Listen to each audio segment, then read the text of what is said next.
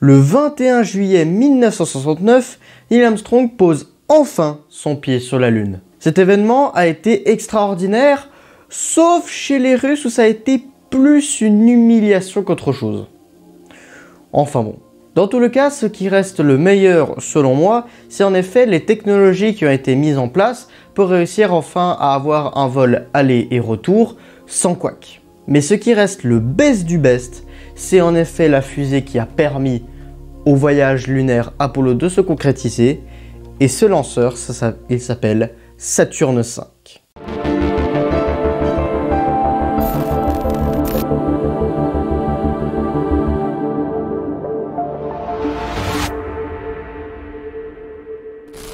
Avant de parler du lanceur lui-même et de décortiquer l'intérieur du lanceur afin de savoir les technologies qui ont été implantées à l'intérieur du fonctionnement de la fusée, on va déjà commencer par parler du père de ce lanceur.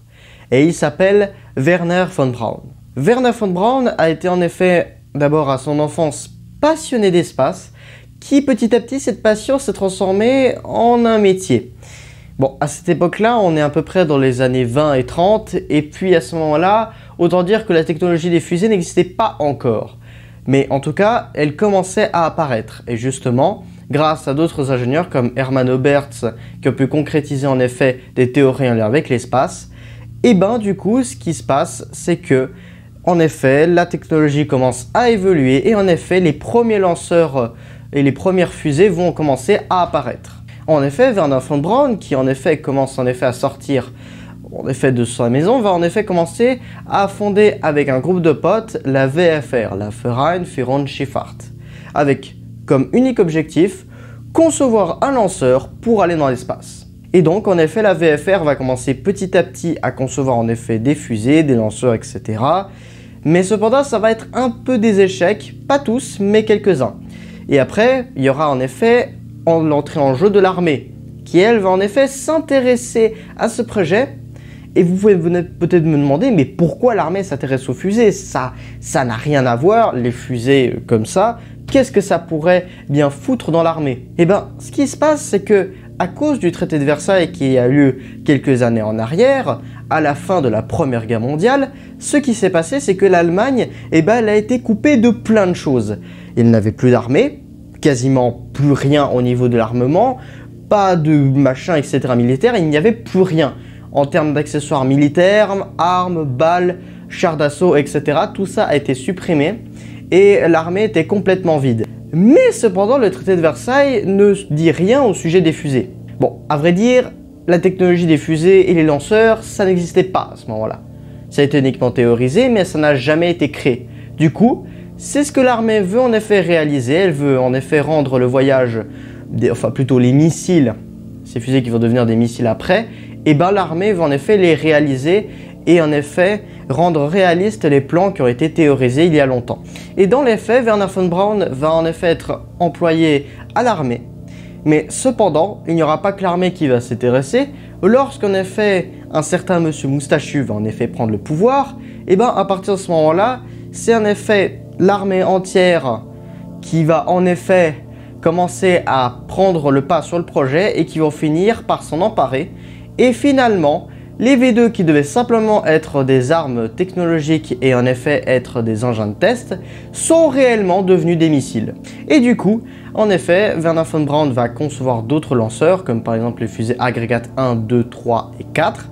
La 4 a été finalement utilisée et c'est elle qui a été utilisée et mise en service, tandis que les autres étaient des versions test afin de justement rendre ce vol des missiles réalisable. Et petit à petit, l'Allemagne, elle va commencer petit à petit à s'épuiser à cause en effet de l'effort de guerre, etc. Et du coup, c'est ainsi qu'après via les Américains qui, eux, voyant en effet la technologie mise au point par les Allemands est très performante, vont en effet les Américains commencer à grappiller toute la technologie qui était là, etc. Bref, à tout récupérer pour ainsi avoir une bonne ressource pour en effet écraser les Russes. Et en faisant ça, en effet, les Américains disposent en effet d'une large palette d'ingénieurs allemands, dont notamment fait partie Wernher von Braun. Et à ce moment-là, Wernher von Braun va en effet concevoir pas mal de fusées et de lanceurs qui, eux, ne seront pas aux besoins militaires, mais aux besoins civils. Et surtout pour la conquête spatiale. Et notamment, il va développer notamment la fusée Redstone, Redstone qui en effet emporté la capsule Mercury, dont notamment a été le deuxième américain à avoir été dans l'espace, puis après le fusée Titan 2, tous les lanceurs, etc. Et après notamment la fusée Saturne 1, fusée de test, Saturne 1B, fusée qui a été énormément utilisée, notamment au début du programme Apollo. Et ensuite vient la fameuse Saturne 5, et c'est justement sa dernière fusée de sa dernière conception. Maintenant que Wernher von Braun et en effet l'histoire du père de la Saturne 5 a pu enfin être décrite et réalisée, maintenant on va un peu plus plonger à l'intérieur de ce lanceur et on va essayer de comprendre pourquoi cette fusée a été conçue de telle manière, pourquoi elle est comme ça, etc. Mais ce qu'il faut déjà comprendre, c'est que la fusée en elle-même, elle se divise en effet en plusieurs morceaux. Et ces morceaux ont chacun en effet leur attribut et leur fonction. Et on va les voir maintenant. Tout d'abord, au bas de cette fusée, on retrouve tout d'abord le premier étage tout juste gigantesque, le S1C. Le S1C est juste un gigantesque réservoir qui fait à peu près la taille d'une navette spatiale. Enfin, on peut glisser une navette spatiale à l'intérieur si on enlève les ailes. Et au bout, il y a en effet 5 moteurs F1. Les F1 sont littéralement les moteurs les plus puissants et les plus badass qu'on connaisse. Ils ont été conçus par Rocketdyne et actuellement, c'est les moteurs à une seule cuillère les plus puissants. Ensuite, après, si on décortique un peu plus en effet l'étage, vous pourrez constater qu'il y a aussi des ailettes qui elles aussi servent à l'inclinaison. Et si vous regardez bien les motifs etc. de la Saturne 5, vous verrez qu'il y aura du noir et du blanc.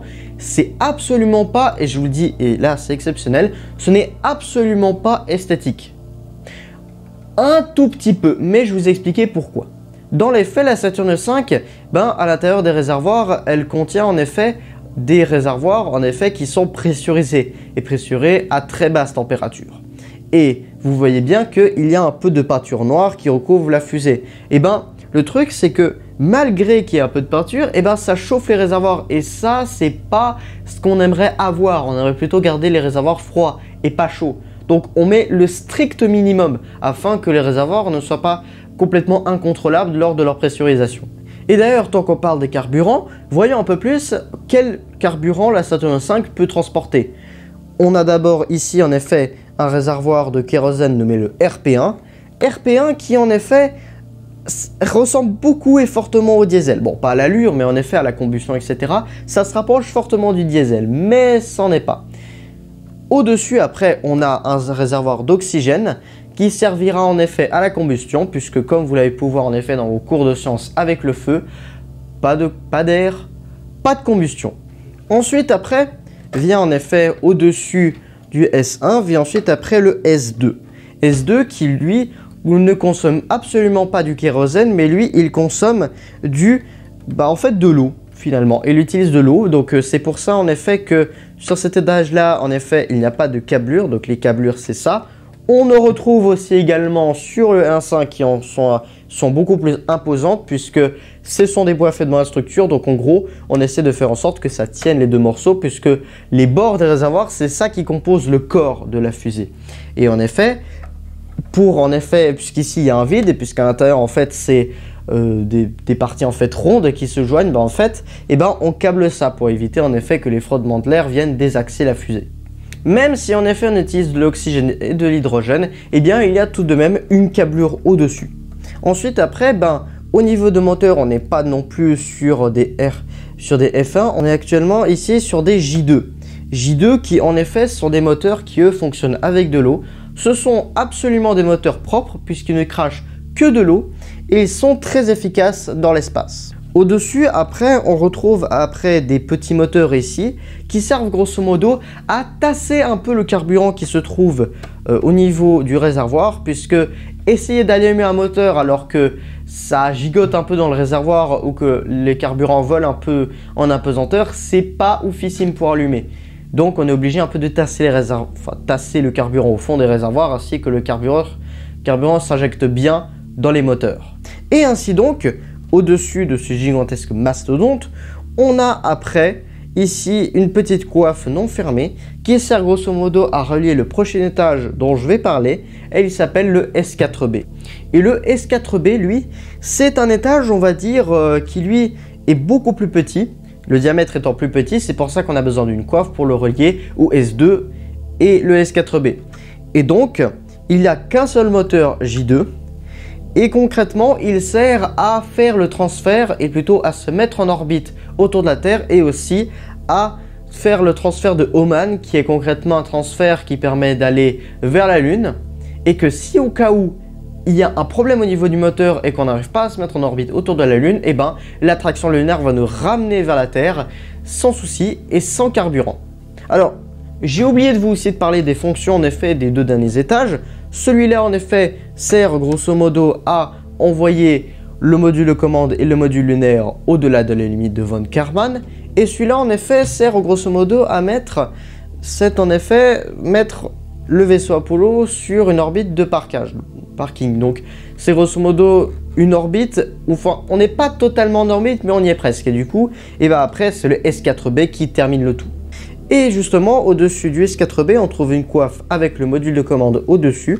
Et si on enlève la coiffe, eh ben, on retrouve justement le LEM qui est en effet accroché au-dessus du S4B.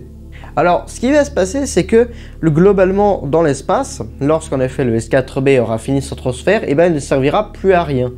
Et donc, eh ben, le module de commande et le module de service vont en effet se séparer de la coiffe, va en effet faire à 180 vers le bas et va en effet se docker au LEM. Et justement, après, parlons du LEM. Le LEM, lui, possède deux parties. La partie en effet qui est le module de descente et le module de remontée.